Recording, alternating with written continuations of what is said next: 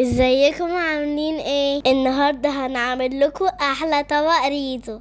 تعالوا بينا نشوف. اول حاجه هنتبل الفراخ: ميه بصله، علبتين زبادي، معلقه مستردة، معلقتين صغيرين بصل باودر، نص معلقة صغيرة توم باودر، معلقتين صغيرين بابريكا مدخنة، رشة ملح، رشة فلفل، معلقة صغيرة دبس الرمان، معلقة صغيرة صويا صوص، وقلب قلب قلب، معلقة كبيرة كاتشب، وقلب تاني، وننزل بقطع الفراخ ودلك دلك، نسيبها تتنقع على الأقل ساعتين. يلا نعمل صوص الريزو: نص كوباية كاتشب، معلقة كبيرة عسل أبيض، معلقة كبيرة عسل أسود، معلقة صغيرة بابريكا مدخنة، نص معلقة صغيرة بصل باودر، رشة ملح، رشة فلفل، معلقة صغيرة دبس رمان، معلقة كبيرة صويا صوص، وقلب قلب قلب.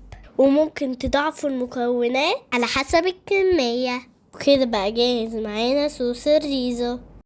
وبعد ما الفراخ اتبلت هنحطها في بقسماط ناعم وفيجيتار، وقلب قلب قلب.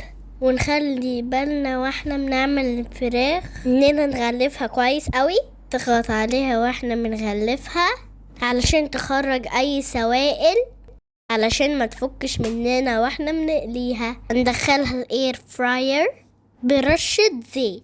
على ما تستوي نروح نجهز الرز.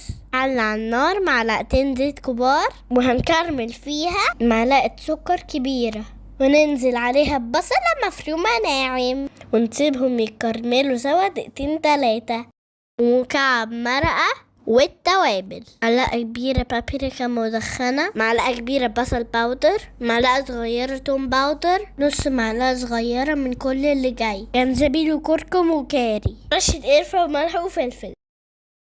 وهنقلب تاني، ننزل عليهم بكوبايتين ونص من الرز. انا زهقت قوي من التقليب. اخد من صوص الريزو معلقتين 3 على الرز. قلبوا يا جماعة.